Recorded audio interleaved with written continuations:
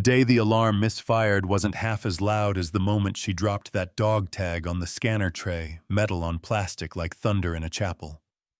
Name's Malcolm 56 Contractor. Thought I'd seen calm under pressure until she walked through 106-degree heat like she owned the silence. That tag didn't just shine, it shut up the whole base. Ever watched someone fix chaos without saying a word? They laughed when she handed over her dog tag like it was sacred. The metal made a crisp click as it hit the scanner tray, and somehow that soft sound rang louder than Marion's barking ever did. I flinched more than I'd like to admit, and not just because of the noise. Something about the way she let go of it told me she didn't expect it back. The July sun was already doing its thing, bouncing off the concrete like punishment, baking every square inch of the gate plaza. Heat shimmered between our boots, and the security booth warping the outlines of people into ghosts. I was fourth in line, sweating through a polo shirt that used to fit better 10 pounds ago, watching the morning unfold like a badly written procedure manual. She stood 2 paces ahead of me, older, maybe early 60s. Gray t-shirt, light jeans, boots, dusty from use, not fashion. Her hair was short, no jewelry, no bag, just a bottle of water clipped to her belt loop, and that dog tag swinging under her collarbone. She could have been a veteran's widow or someone's mother. She didn't speak. Sergeant Marion noticed the tag first, of course. He was good at spotting what didn't fit, and even better at making sure everyone else knew it too. "Ma'am," he barked, exaggerated courtesy dripping from his tone. "I'm going to need you to remove that tag. This is a secure zone, not a reunion parade." She didn't flinch. She didn't even blink. I'd seen that stillness before. Not in bureaucrats, not in civilian consultants. No fidgeting, no scanning eyes. Just a quiet readiness that comes from having lived through moments you don't talk about afterward. She can't wear that in here. Marion continued, louder now to the crowd as much as to her. "Regulations, people. This ain't a veteran's costume party." He held out his hand. She pulled the tag over her head and placed it gently into his open palm. No defiance. No defense. Just a quiet handoff, like surrendering a weapon that had long since been holstered. CPL. Ro Elian, I later learned, looked up from his tablet. His eyes flicked to her posture, then to the tag, then to her hands. He saw it too. That calm, that bearing. Marion held the tag like it was evidence in a trial. "What is this even? No name," he muttered, then tossed it onto the scanner tray. That's when it clinked. Louder than it should have. Not in volume, but in weight. Like a punctuation mark in a sentence no one had spoken yet. Elian's shoulders tensed. Mine did too, and I don't flinch easy. Not since Fallujah. I tightened my grip on my messenger bag, told myself it was the heat, that she was just another stubborn retiree who hadn't read the access protocol. But that wasn't true, and we both knew it. Rowena, though I didn't learn her name until much later, remained utterly still. The kind of still that absorbs noise rather than competes with it. Even Marion's voice, still droning on about ID protocols and perimeter compliance, seemed to deflate in the face of her silence. Elian tried to speak. I saw it. His mouth parted, then shut again. He was young, still had that clean part in his hair. They teach at orientation. Still thought respect was something you earned by raising your voice. Me, I'd learned better. Learned the hard way that the ones who don't shout are the ones you should probably be listening to. Our queue shuffled forward. IDs scanned. Badges blinked green. One by one we were cleared into the inner gate. I passed the scanner, hesitating only a beat. The tag still lay there untouched, glinting under the fluorescent booth light. No one had picked it up. Not her. Not Marion. Not Elian. I glanced back as the gate clicked shut behind us. She hadn't moved. Still standing there, hands at her sides, back straight, eyes on something distant none of us could see. Elian hadn't moved either. He was staring at the tag, jaw tight, as if he'd just realized he missed something important, and too late. That clink was still ringing in my ears. I didn't expect to see her again, least of all sipping from a chipped mug like it was a ceremony. Same gray t-shirt, same stillness, but now wrapped in the scent of burnt coffee and old vinyl booths. It was the kind of place only regulars knew about, off the Southern Highway, behind a Shell station. No signage besides a hand-painted "Open" that swayed in the dusty wind. I'd only stopped for a sandwich. What I got was silence in human form, sitting 2 booths over, sipping slowly, like every swallow might summon something better than this desert. I slid into a seat, with the sun at my back, ordered black coffee from a waitress, who barely looked up from her notepad, and tried not to stare. But she was hard to miss. Not for how she looked plain, really, but because of the way the world seemed to pause around her. She didn't check her phone, didn't fiddle with the creamer packets, didn't fidget.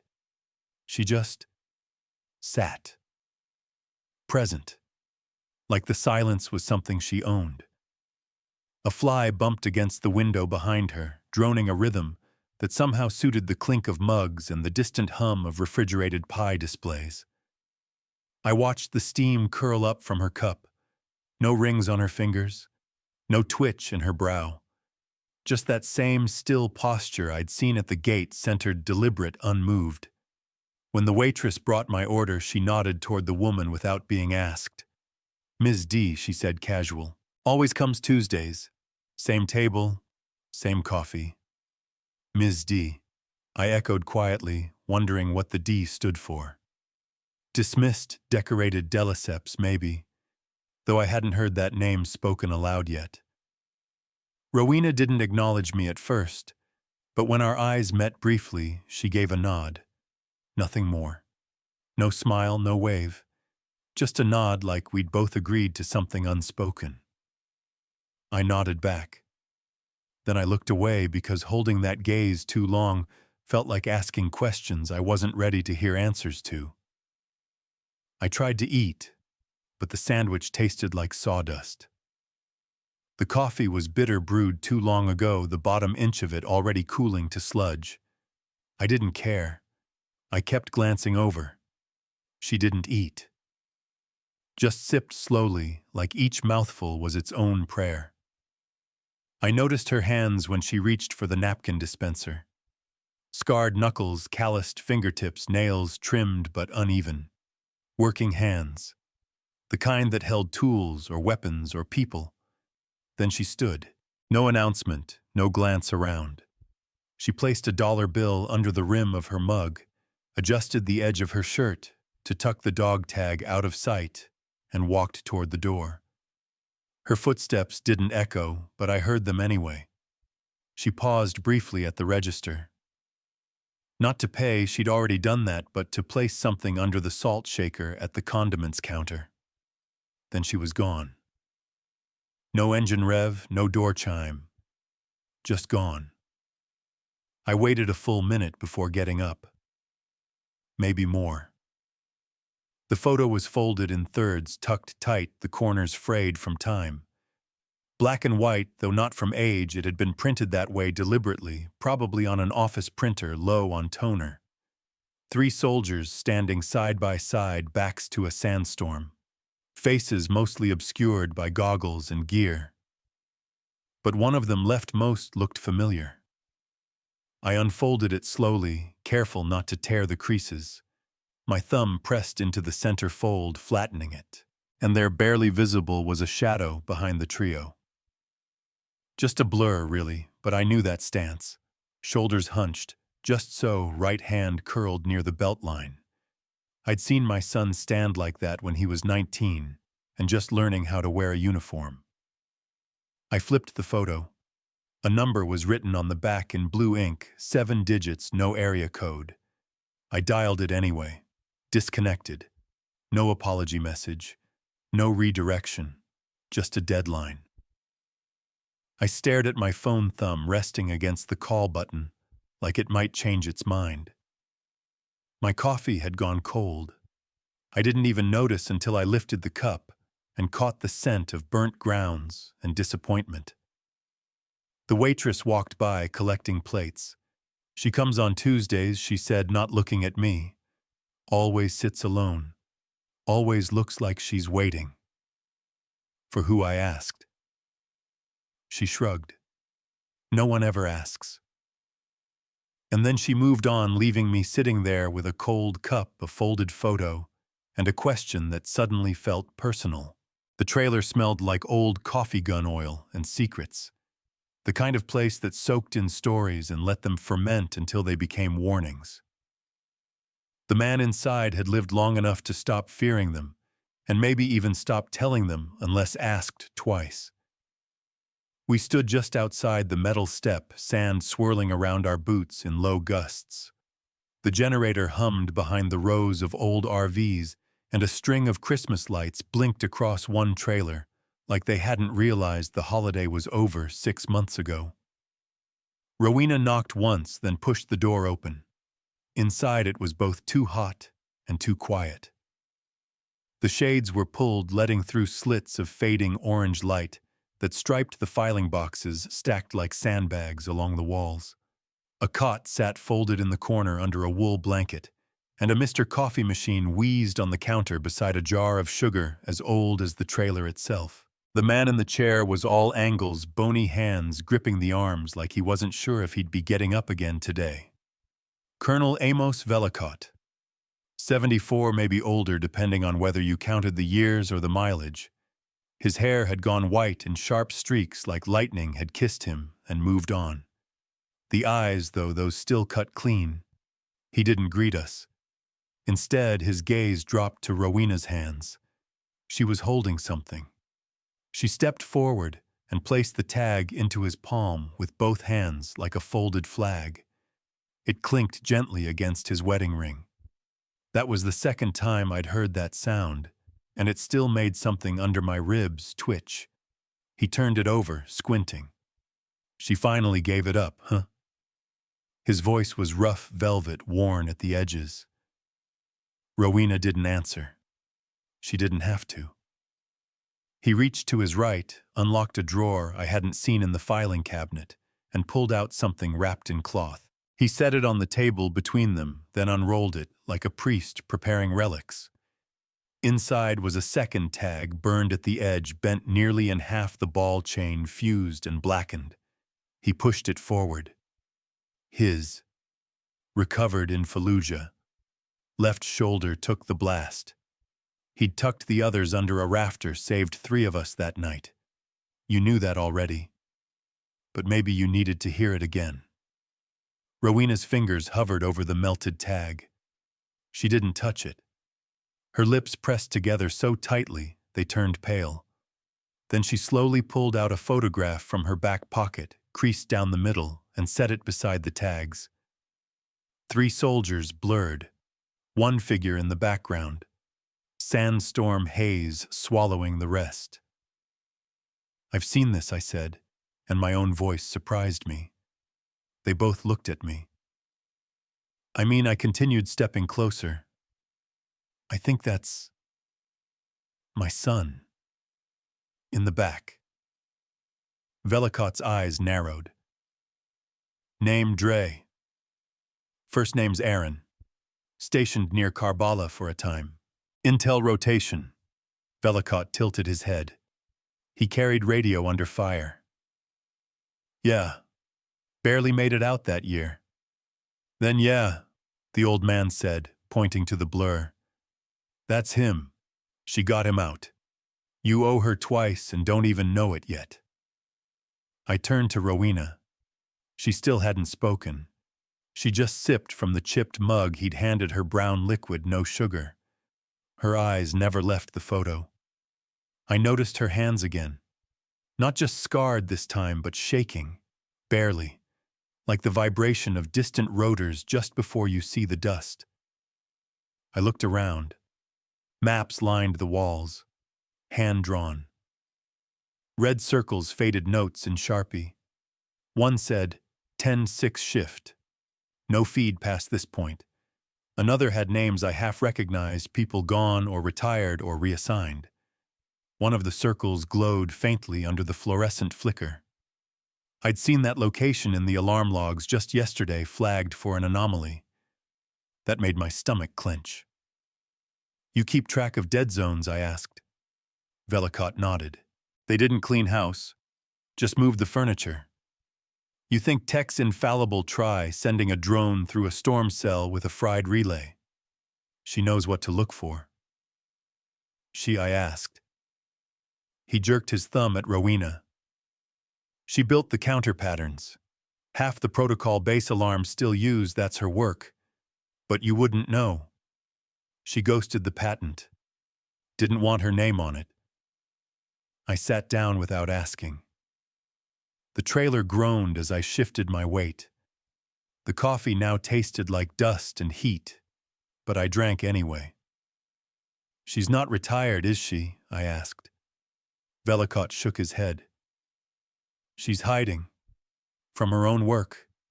From what they made of it. But that won't last. He turned to me then. No smile, no warning. Just a steady look that pinned me like a paper to the wall. Something's coming, he said quietly. You'll see it before she does. That's your chance. Don't waste it. Rowena's hand paused mid-air. She looked at me for the first time since we'd entered. Something behind her gaze tightened, then settled. She said nothing. And that silence was heavier than any answer I could have asked for. When the klaxon blared, I didn't jump. My hands moved on their own, pulling cables, stabilizing logs, but my mind was already elsewhere. It wasn't fear that hit me first. It was recognition. Like hearing a song you'd forgotten you knew, half memory, half muscle. Red lights pulsed across the control room ceiling in a syncopated rhythm, bathing the walls in flashes of blood orange. A fan overhead clicked out of beat, its blades wheezing against heat and tension. This is a false read, I said aloud to no one in particular. Marion didn't hear me or didn't care. He slammed his fist onto the radio deck. Perimeter breach, all exits locked. Lock it down, Rowe. Lock it down now, CPAL. Elian Rowe hesitated. His hand hovered above the panel like it was a detonator. Sir, it's not matching the secondary alert system. Lock it. Marion barked again, louder this time, eyes bloodshot, shirt soaked under the collar. This is real. But it wasn't. I'd seen this bug before, twice in 2019, once in 22. Always after a firmware patch. Always when the temperature outside hit triple digits and the sensors began dancing. I flicked through the log index on my console. The feed stuttered like a skipping record. Then froze. Then rewound. No one else seemed to notice. Override in progress, I murmured. I typed faster. In the monitor's corner, a camera feed kicked in. At first just static and heat shimmer.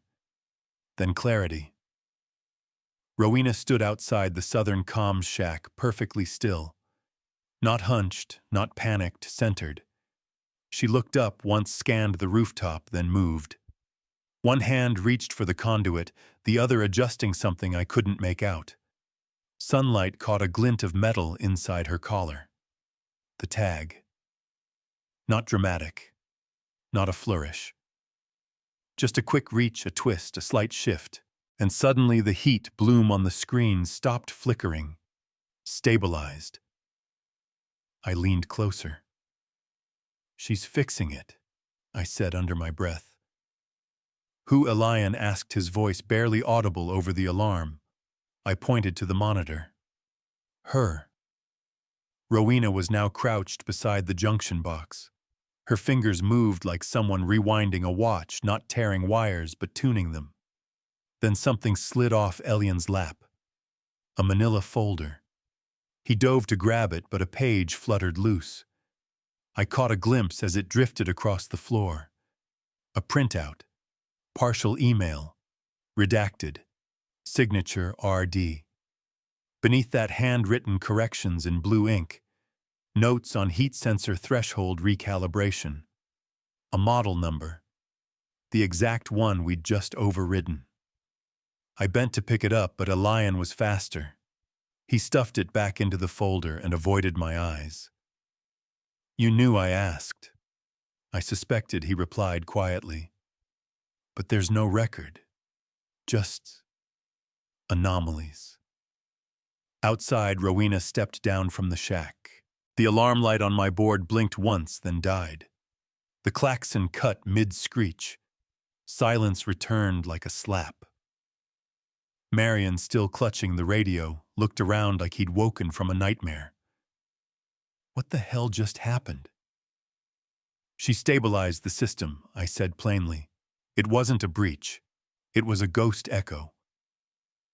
"One of the southern sensors. She had no clearance to touch base property," Marion snapped. "I don't care what she was fixing. She's a civilian. She prevented a lockdown. She endangered protocol." "She prevented a lockdown," I repeated. Behind us, Elian activated the nearest camera loop, rewound it 30 seconds, and turned the screen toward Marion. Rowena up on the rooftop adjusting the unit. No tools, no panic, just precision. Marion's jaw tensed. "Ignore the woman," he barked into the radio. "Shut the perimeter, now." I froze. That wasn't protocol. This wasn't a drill anymore. I stared at the radio in his hand. And for the first time that day, I didn't hear noise. I heard silence creeping in between us, thick and slow. Elian turned to me, eyes wide. "What do we do?" Outside the control room, glass. The sun burned low over the desert, catching every speck of dust like glitter. And Rowena, just a figure in gray, stood still, again unreadable, like she'd always been part of the background. Except now I couldn't unsee her. The dog tag slipped from Rowena's neck without sound, yet the moment it fell, something changed in the air. It hit the crate's edge and spun like a coin catching sunlight in one harsh gleam before it came to rest against rusted steel. The heat warped the air above the concrete, and everyone stopped. Except Marion. "She doesn't have clearance," he yelled, waving his clipboard like it might command authority. "She's tampering with military assets. Detain her now." No one moved. Rowena stood on a plastic crate that bent slightly under her weight. One boot angled for balance, her hand already working. She didn't hesitate, just reached for the conduit panel and unscrewed the casing, with movements so smooth they looked rehearsed. I stood inside the monitoring bay, 10 yards back, but watching everything unfold through the half-tinted glass. My fingers hovered over the keyboard, frozen between keystrokes. The relay map blinked red again. False spike. Too high, too fast. Anomaly in Sector 3C. Exactly where she was standing. Exactly where, now that I thought about it, the burn mark had been drawn on Velikot's old wall map, the one with the faded circles and the scrawled word, Dead Zone. The alarm continued to wail above us, shrill and oppressive. It drowned out thought, made words feel useless. And yet Rowena moved through it like through silence. Elian stood midway between her and Marion, his face, pale hands trembling. His headset dangled around his neck. For once, he didn't look like the eager-to-please corporal. He looked like someone waking up. Rowena took the dog tag from the crate and dangled it for a moment, held by its chain, before balancing it against a small fiber mount that stuck awkwardly from the side of the sensor's housing. The metal tag trembled in the wind. Then it stilled, and the alarm went quiet. Not in pieces completely. One moment it screamed. The next, only the dry hum of the generator filled the yard. The transition was so abrupt that my ears rang as if silence itself had force. Inside the bay, the monitors flickered, the glitch reading gone, the heat map normalized. Click. The sound of relays resetting echoed through the yard like a slow applause. A dust devil lifted itself from the perimeter fence and scattered against the corner tower. Marion stood open-mouthed, radio raised, but useless. Rowena stepped down. She didn't say a word. She didn't need to. Elion broke the silence first. He pulled a thin report binder from beneath the edge of his station desk and thumbed it open with shaking hands. Yellowing pages. A faded barcode sticker. He flipped to the back where a line of digital sign-offs glowed faint blue under the light. Deliceps R. Signed off. Dated. Buried in a subfolder under Patch 6B. Experimental overrides. Sir Elion said, voice low but steady. This system flaw was reported 2 years ago. Marion's eyes narrowed, and suppressed because it wasn't reproducible. That doesn't mean she gets to... She didn't cause the breach, Elion said. She fixed what you signed off broken. Marion turned to me, suddenly desperate. You... Dre. Back me up here. I held up the system log. I didn't say a word at first. I let the room hang in that silence Rowena had created. Then I stepped forward slowly, holding the folder out so he could see the timestamp, the sequence error that matched her correction, and the buried report. Sir, I said finally with care, I suggest you read what got buried last fiscal year. He reached for the paper, but I didn't let go. This isn't just about a sensor, I added. It's about someone trying to fix things you didn't even realize were broken. Behind us, the base began to stir. A few techs peeked out from doorways watching. The hum of normalcy tried to return, but the weight of what we'd just witnessed settled like ash in the afternoon light. Rowena, standing by the conduit, adjusted her collar. The dog tag was gone, tucked back inside her shirt, but its echo remained. Marion lowered his hand. The clipboard slipped from his fingers, clattering against the concrete. Elion exhaled hard, then turned toward Rowena with something like respect, softening the line of his shoulders. She met his gaze just once. Not long. Just long enough. The base didn't erupt in applause. There were no medals, no speeches. Just silence. And in that silence, everyone heard what had really happened. I hadn't seen a general look like that since Iraq. Not angry. Not proud. Just still. Commander Ortez stood in the middle of the darkened briefing room, arms crossed, gaze locked on the projection screen. The footage had played 3 times already. No one dared to speak. Rowena remained in the corner, half in shadow. Her dog tag was no longer visible, tucked in the side pocket of her cargo pants. Her arms were folded across her chest, not defensive, just done waiting. The only sound was the quiet hum of the 4 projectors, working in unison, casting the same frozen frame across every wall, a grainy security cam still of Rowena atop the crate, hand raised, balancing the tag beside the sensor, like some ancient rite. I cleared my throat.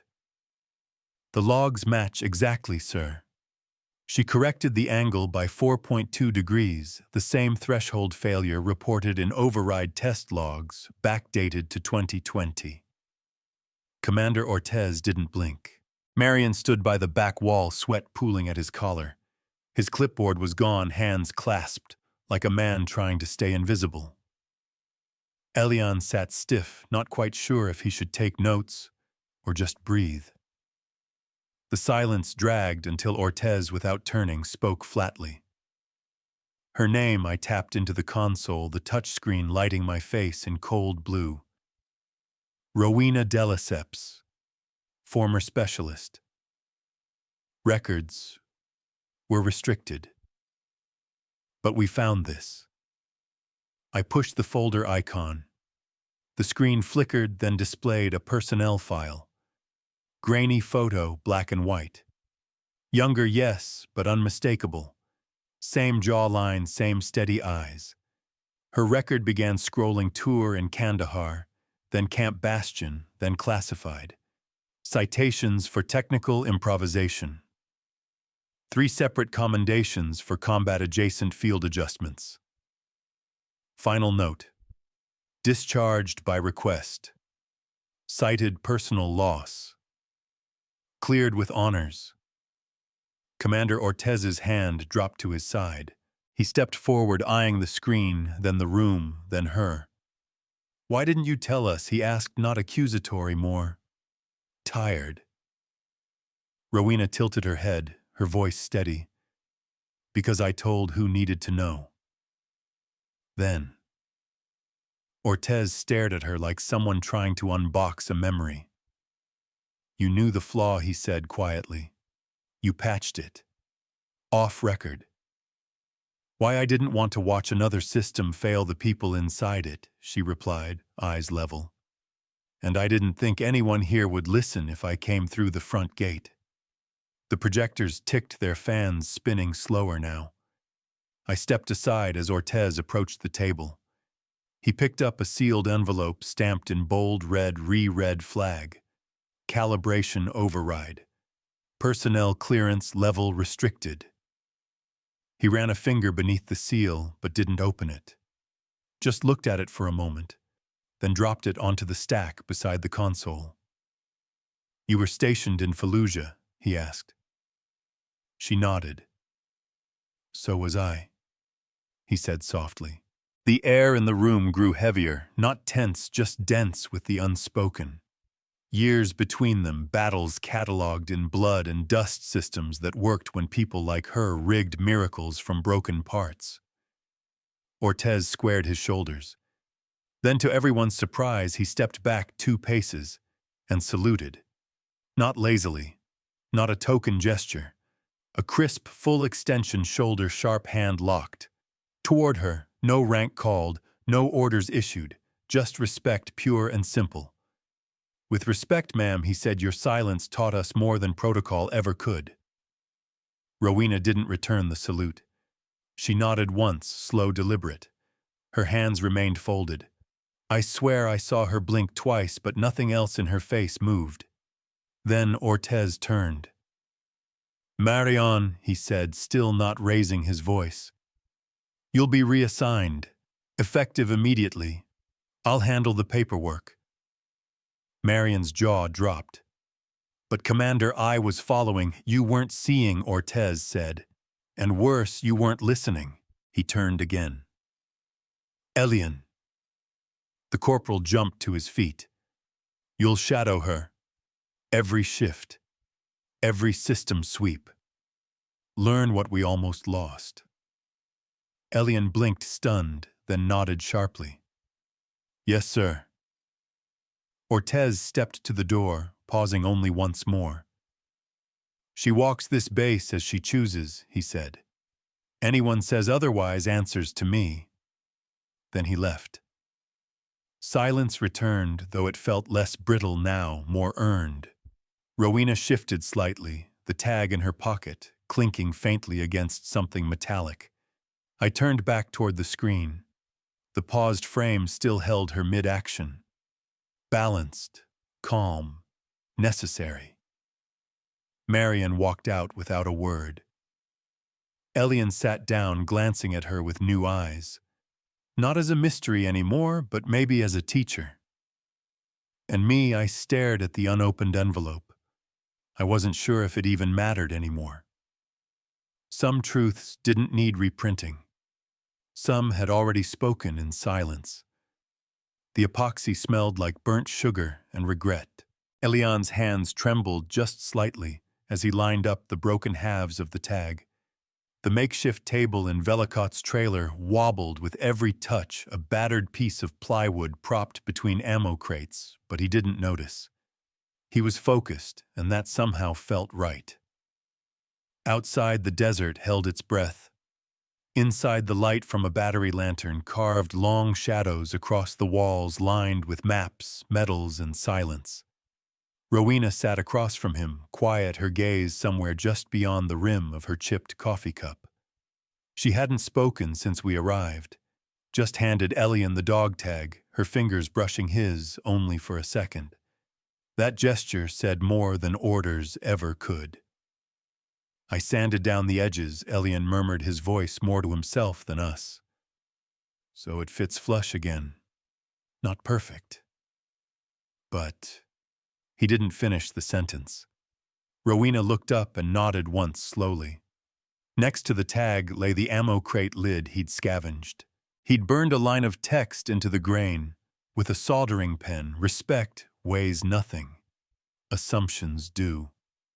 She reached forward, laid her fingers along the curve of the newly restored metal, and held them there. Not to check for smoothness or fit, but like she was remembering something, someone, and letting go at the same time. She stood. He would have liked your stubbornness, she said to Elian barely above a whisper. He blinked hard and said nothing. Just then, the screen door creaked open behind us. Velikot entered, his limp more pronounced tonight, a flask in one hand, a rusted old unit badge in the other. He looked at the plaque, then at Elian, then at Rowena. You know, he said, easing into the folding chair, I used to think our legacy would rust out there with those old towers. He took a sip from the flask and passed it to Rowena, who didn't drink, only passed it to me. But this generation might not be doomed after all. We sat in silence for a long moment, the kind that doesn't ask to be filled. Elian finally mounted the plaque on the wall between two campaign maps. The glue still seeped slightly from the cracks, but it held. Just enough. Rowena stepped back, looked at it, then pulled something from her pocket. A simple velvet pouch. She placed it on the crate and opened it inside a small box of her son's old service pins. She didn't explain. Didn't need to. She turned to go, then paused at the door. Let it belong to them now. And with that, she walked into the night. Velikot poured another drink. Elian didn't move. I stayed with them both a moment longer, letting the quiet wrap around us. Then I picked up the plaque. The desert air was still warm, the moon slicing clean across the sky. I walked toward the base HQ past silent trailers and dim floodlights. The guards didn't stop me. No one asked what I carried. And for once, I didn't feel like explaining. The soft hum of the lights blanketed Training Classroom 3, as if even the building knew to tread gently here. Mounted on the eastern wall beneath a dome of indirect amber light hung the plaque. The dog tag gleamed beneath its glass. They didn't say her name in the orientation slides, regulations had their reasons, but every new recruit turned their head toward it when the module began. Not out of obligation, something quieter. Respect, maybe. Or the unspoken echo of choices that reshaped this place. Elian stood at the front of the room, hands behind his back. He didn't speak as the footage played, just a grainy clip of a woman adjusting a sensor atop a crate. The background blared with alarms, yet she moved like silence. Calm, certain. No narration played. No names spoken. And still the lesson landed louder than doctrine ever could. I stood by the door watching their faces. Some frowned. One or two scribbled notes. Most just watched. Eyes wide, shoulders still. One cadet in the back. Cameron, I think, leaned forward, lips slightly parted like something had just clicked inside her. After the lights rose, Elian nodded once. That'll do, he said. The cadets filed out, boots muted against the tile. Cameron lingered. Was she real? She asked.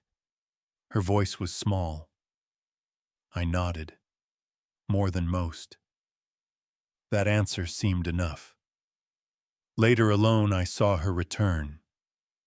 Cameron reached into her own uniform pocket, pulled out a simple metal bracelet, dull from wear initials etched faintly into the curve.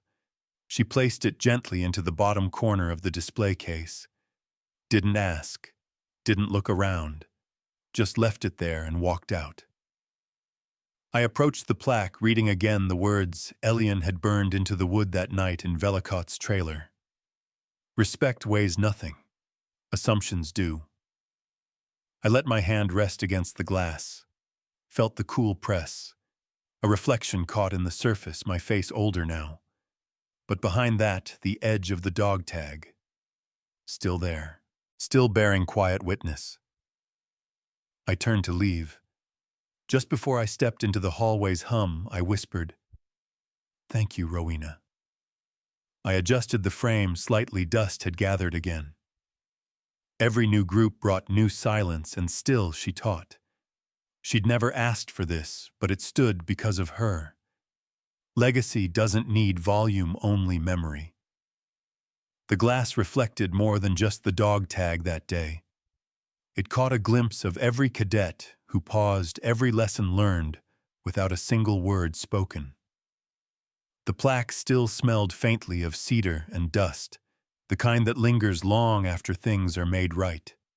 Sometimes the quietest legacies are the ones that hold longest. Respect doesn't need a microphone. It just needs someone to keep showing up to fix what others overlook. Even the broken can become part of something sacred if we choose to mend instead of discard. Has life ever handed you a second chance in disguise? Share your story, or pass this on to someone who needs the reminder.